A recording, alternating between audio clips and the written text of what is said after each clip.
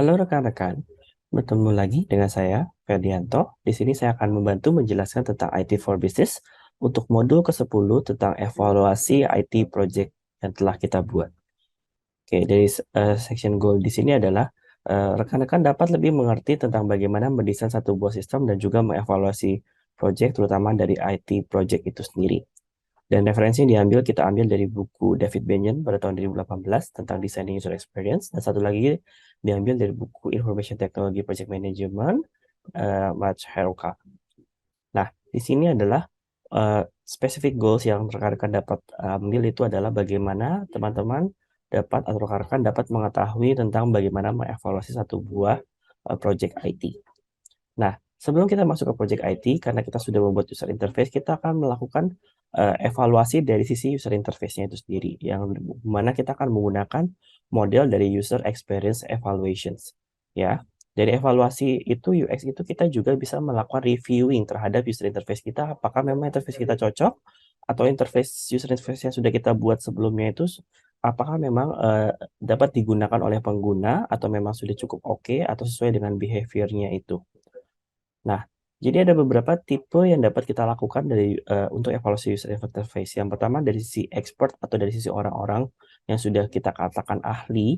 Jadi di sini adalah kita akan memberikan user interface kita untuk diberi nilai oleh orang-orang yang dianggap ahli atau pakarnya dan dia akan memberikan masukan berdasarkan dari kepakaran atau keekspertannya dia.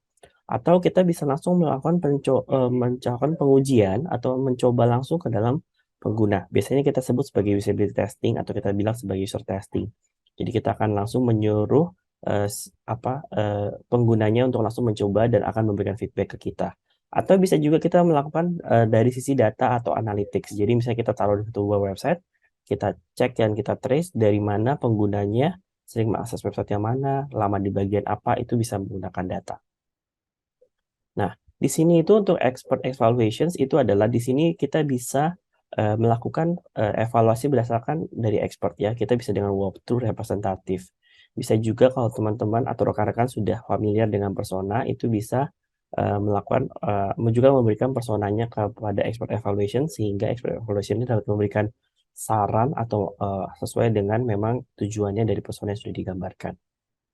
Nah, ini adalah salah satu yang terkenal rekan-rekan untuk evaluasi dari user experience ya, terutama untuk evaluasi dari user interface-nya itu adalah 10 heuristic Nielsen usability heuristic. Ya, yang pertama tentang visibility of system status, yang kedua adalah bagaimana kita mematching between the sistem sama real world-nya, kemudian juga ada user control-nya, ada konsistensi dan standarnya, ada perbaikan errornya yang prefer recognition untuk recall, flexibility dan efisiensi dari penggunaannya, estetik dan minimal desainnya, apakah ada bantuan untuk pengguna, dan terakhir adalah dokumentasinya seperti apa.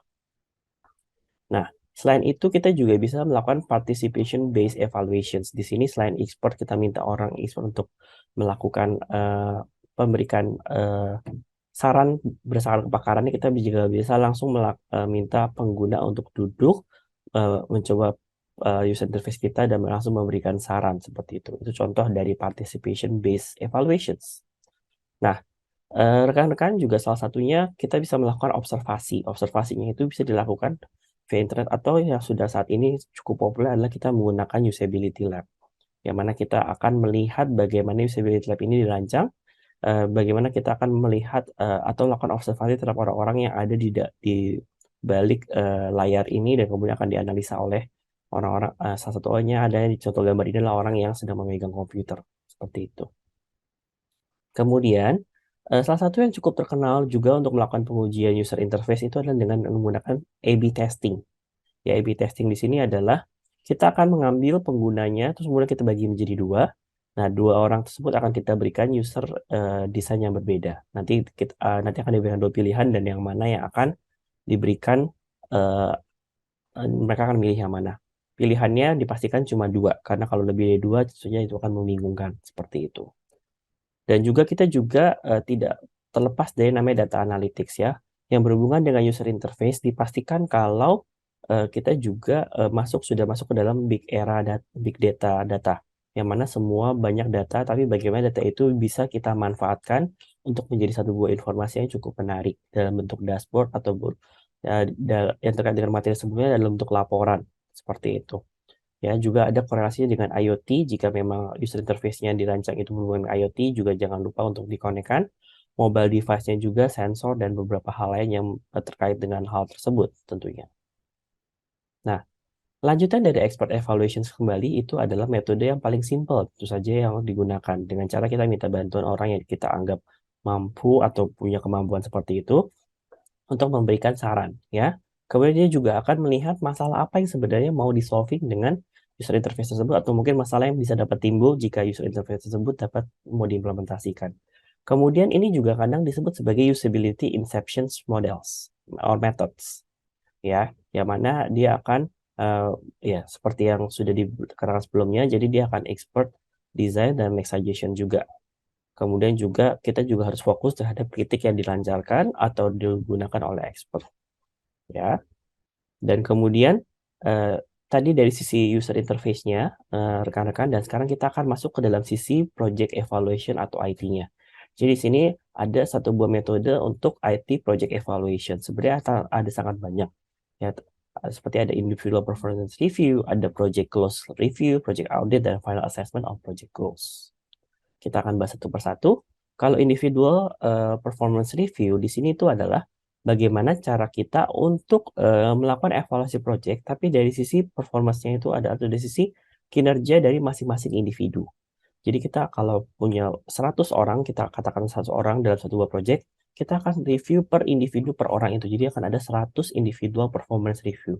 Dan di review berdasarkan project. Jadi kalau dalam 1 tahun misalnya individu ini terlibat dalam 3 project, maka mereka akan punya 3 individual performance review, nanti akan digabungkan, ditotalkan rata-rata, dan itu akan merepresentatifkan kira-kira mereka itu cukup berkontribusi atau tidak. Ya, ada beberapa pertanyaan yang membantu untuk individual review performance, ya. Seperti avoid why can you be more like, atau mendrive orang untuk melakukan sesuatu. Dan juga harus konsisten dan fair ketika melakukan individual performance review, karena kadang-kadang jika terjadi hubungan yang bisa tidak suka dengan sifat orang tertentu, kadang-kadang itu akan menjadi penilaian yang subjektif dan dia kembali menjadi objektif. Nah, itu yang perlu dihindari ketika kita melakukan individual performance review. Seperti itu. Dan selanjutnya itu, kita juga akan melakukan project close review atau post-mortem review, ya. Artinya sebenarnya kalau projectnya sudah selesai, kita akan melakukan evaluasi secara menyeluruh. Ya, di project itu kita ngapain aja sih sebenarnya?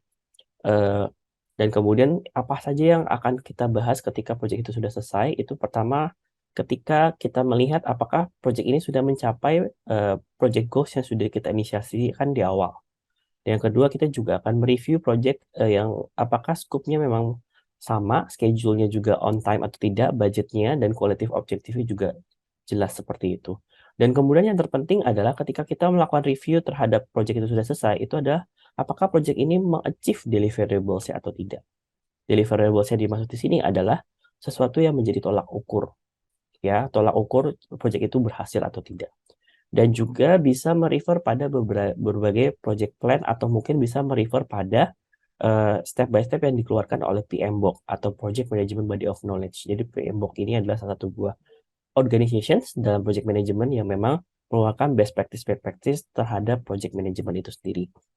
Selanjutnya adalah bagaimana cara kita untuk melakukan review dari tim performance kita, atau performance dari tim kita seperti apa sih. Kalau tadi kita sudah menilai secara individu, kalau sekarang kita menilai bagaimana cara individu itu bekerja sama untuk melakukan sesuatu. Tentu saja di sini adalah akan sangat banyak sekali.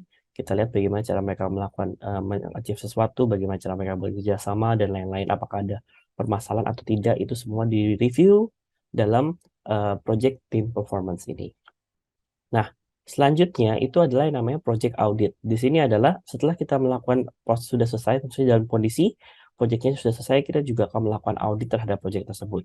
Yang mana auditnya ini akan dilakukan oleh outside auditor atau auditor eksternal yang memang tidak terlibat dari project untuk memastikan objektivitas dari auditnya itu sendiri. Ya, dan ada beberapa hal yang perlu diperhatikan, yaitu no direct involvement, atau orang yang tidak pernah terlibat atau tidak punya kepentingan dalam proyek tersebut, sehingga penilaian dari auditor tersebut akan lebih objektif tentunya. Kemudian kita juga respect dari impartial dan fair, dan kemudian kita willing to listen. Karena kita juga mau mendengarkan dari sisi mereka adjustment-nya seperti apa. Kadang-kadang ada sesuatu yang dilakukan tidak semestinya, tapi mereka punya adjustment tertentu. Sehingga kita kadang juga perlu mendengarkan dari sisi point of view atau pandangan mereka ketika mereka melakukan tersebut.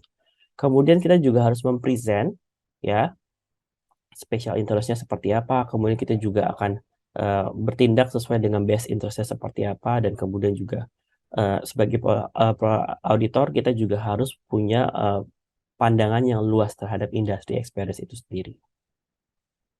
Nah, selanjutnya yang terakhir itu adalah untuk final assessment dari project goal ini, kita juga akan meng-assess tentang project success, atau satu buah project yang sukses itu harus seperti apa sih?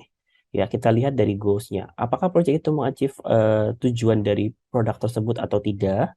Kemudian yang selanjutnya adalah bagaimana kita apakah si customer atau sponsor atau klien yang dibuatkan project tersebut merasa puas atau tidak? Itu juga menjadi indikator satu buah project IT kita nyatakan sukses atau tidak. Dan yang ketiga itu adalah apakah project tersebut itu di-manage secara baik atau tidak. Ya, kita bisa lihat di-manage secara baik atau tidak itu dengan berbagai tolak ukur lagi yang lebih detail. Contohnya misalnya, apakah project tersebut berjalan tepat waktu atau tidak. Jika tidak tepat waktu, bagaimana penanganannya. Apakah ada terjadi konflik of interest dalam project tersebut atau tidak. Itu salah satu bentuk indikator-indikator detail bagaimana satu buah project itu dapat di-manage dengan baik atau tidak kalau kita melakukan pengukuran tersebut. Kemudian, apakah project manager dan timnya itu juga secara profesional akan punya ethical manner, tidak subjektif, sifatnya semuanya objektif. Dan juga, apakah semuanya itu dapat berhasil dengan baik atau tidak? Apakah semuanya dapat dikerjakan dengan baik atau tidak? Karena kadang-kadang ada beberapa pekerjaan yang mungkin tidak dilakukan dengan baik, seperti itu. Dan kemudian, dan yang terakhir, apakah kita bisa do for the better for the next time? Yang artinya sebenarnya, ya selanjutnya bisa lebih baik atau tidak nih kalau untuk ini. Jadi kita akan belajar dari pengalaman ini lebih ke arah evaluasi rekan-rekan. Jadi kita mengevaluasi sesuatu yang jelek yang sudah dilakukan pada sebelumnya, yang mana ketika kita masuk ke proyek selanjutnya itu dijadikan lesson learn supaya kita tidak mengulangi proyek tersebut dilakukan atau hal tersebut tidak diulangi, sehingga itu meminimalisir terjadinya kesalahan yang akan terjadi. Ya, kira-kira seperti itu saja untuk modul 10 kali ini. Sekian dari saya, semoga materi ini cukup bermanfaat dan sampai jumpa kawan-kawan.